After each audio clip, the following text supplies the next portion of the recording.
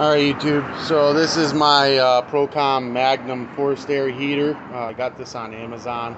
I'll put the link for this in the description below. I'm running this on diesel fuel. So there's some things that you need to know to run this on diesel fuel. First of all, the 5-gallon can, I put a half a gallon at the most. Like, I'm in South Florida, so it doesn't get cold. Like right now it's cold to us and it's 60 degrees, you know. But like in upstate New York, if you're 40 below zero, you're going to want a gallon. I wouldn't go more than a gallon per 5 gallons. I mean, you can, I don't know, but I wouldn't do it myself. You don't want to burn the house down. So I do a half a gallon in a 5-gallon can to a gallon, depending on how very cold it is, because the colder it gets, the thicker diesel gets. And I dump it in here. I put the gas in first, and then the diesel in next. That mixes it all up, kind of like reverse two-stroke, you know. Then you have to adjust the pressure on this. I've already done this, but you adjust the pressure on this in the back here. There's a pressure, I think it's the right one here. Yeah, this one right here. So you have to turn it out, and you get it around 6.5, 6.9, 6.5. So it'll pop up here. I'll show you on here. It'll pop up there. This I've already had running today because we had to open the shop up and get all the equipment outside, and it was freezing cold, you know, 60 for. But so when you plug it in, when it first pops up, it'll be a countdown, and once it gets to 0, it kicks on and starts burning. But as soon as it kicks on, it'll have a number on there, and that's the range. And as you slowly adjust this counterclockwise, you'll see the number drop down. So the pressure will be like way high, I think is what it is at first, and you have to bring it down to like 6.5 to 6.9, you know, I guess PSI or whatever it is.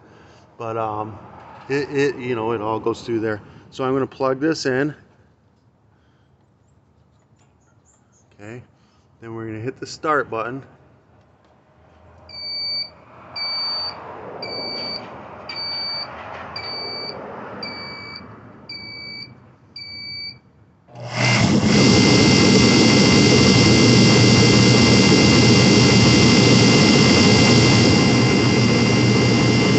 And now that's the temperature that it is out here, 61, freezing cold. Alright, so if the pressure is too high, it'll pop up a fault like C6 or something like that. To get it to kick back on, so you can try to adjust it a little more, you just hit the reset button right there. And then you can hit the on again. And it'll count down again, and it'll do it again. Alright, so here, I'll do it one more time just to let it count down. You can see what it does. But that's how I run it on diesel fuel.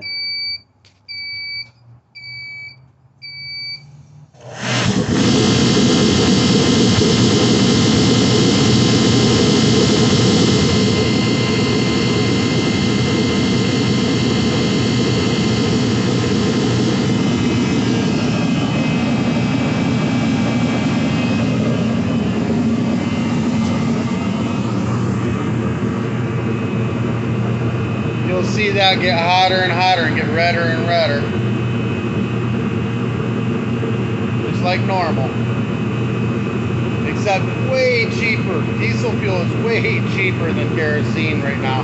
Especially down here in Florida. Because we can only buy it in gallon bottles.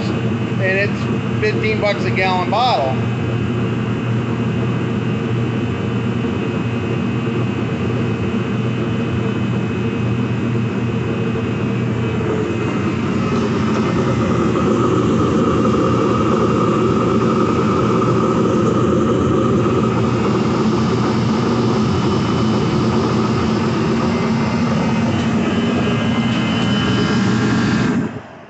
Alright, so that's it. That's how I run my diesel fuel. This is 110,000 BTU, 80 to 110,000 BTU. They got a little smaller ones, 80,000. They got bigger ones. I'll put the links for whatever ones I find in the description below. Same process any forced air heater that you have. You can run it on diesel. You just have to thin it out a little bit. I've tried it on straight diesel, and it did work. When I brought it down, you know, turned the pressure down enough, but it would only run for so long, and then it would shut off. It would run like 45 minutes or something, and then shut off. It just couldn't handle it, you know. It was just too much for it. So you thin it out, boom, it's perfect. No smell, no odor. I do notice when I run this on pure kerosene, there's a bit of an odor. With the diesel fuel, for some reason, no odor at all. Even with the gas in it, no odor. I don't smell anything at all. So it works out nicely. All right, guys, this helped you out in any way, shape, or form. Give me a thumbs up. Hit that subscribe button. Today's t-shirt will be in the description below, as well as those heaters. If you want me to do any advertising for you, message me. I'll be more than happy to. Peace.